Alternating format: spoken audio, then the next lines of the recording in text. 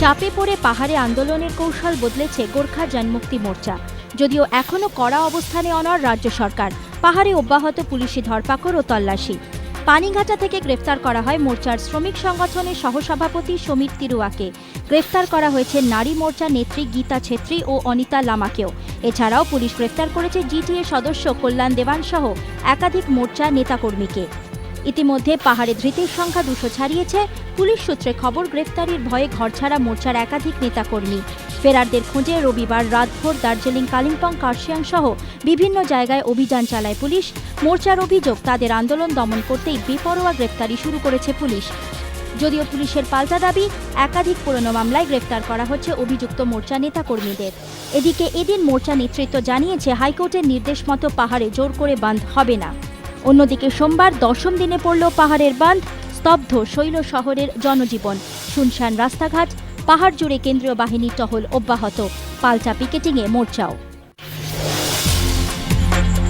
আনুষ্ঠানিকভাবে জলে নামল যুদ্ধজাহাজ আইএনএস বিক্রান্ত। আজ অতিকায় এই জাহাজের সূচনা করেন প্রতিরক্ষামন্ত্রী একে অ্যান্টনির স্ত্রী এলিজাবেথ অ্যান্টনি। যুদ্ধজাহাজটি তৈরি করেছে কোচিন শিপইয়ার্ড লিমিটেড। 260 মিটার লম্বা এবং 60 মিটার চওড়া এই জাহাজ থেকে যুদ্ধ বিমান উড়তে পারবে। পাশাপাশি ক্ষেপণাস্ত্র উৎক্ষেপণও করা যাবে আইএনএস বিক্রান্ত থেকে। গতিবেগ প্রতি ঘন্টায় 56 কিলোমিটার। 30টি যুদ্ধ বিমান বহনে সক্ষম সম্পূর্ণ দেশীয় প্রযুক্তিতে তৈরি এই জাহাজ। প্রযুক্তির উন্নতি সংক্রান্ত কিছু কাজ বাকি থাকায় উদ্বোধনের পর নোঙর করা হয় আইএনএস বিক্রান্তকে। প্রতিরক্ষা মন্ত্রক সূত্রে খবর, খুব দ্রুত অতিকায় এই জাহাজকে নৌসেনার হাতে তুলে দেওয়া হবে।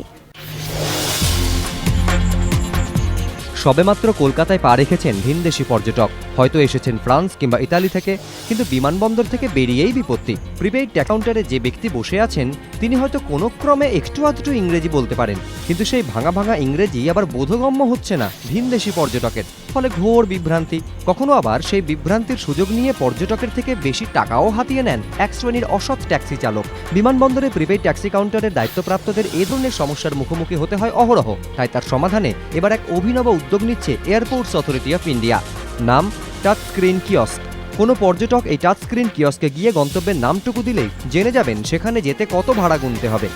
বিমানবন্দর কর্তৃপক্ষের দাবি, এর ফলে বিভ্রান্তি এড়ানো যাবে। অন্যদিকে যাত্রীদের প্রতারণার শিকার হওয়ার সম্ভাবনাও থাকবে না। সম্প্রতি বিধাননগর কমিশনারেটের তরফে এয়ারপোর্ট অথরিটিকে এই টাচ স্ক্রিন কিয়স্কের প্রস্তাব দেওয়া হয়।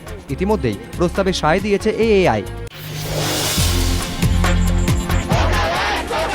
মুখ্যমন্ত্রীর ডেডলাইন, পাল্টা মোর্চার জনতা কারফিউ।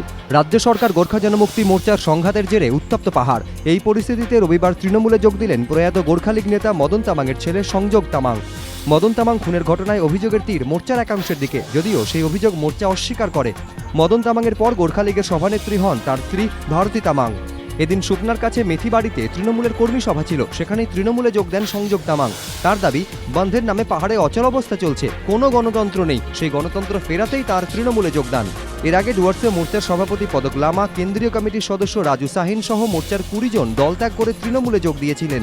এবার মদন তামাংয়ের ছেলেকে দলে নিয়ে পাহাড়ে নিজেদের সংগঠন বাড়ানোর চেষ্টা করল তৃণমূল।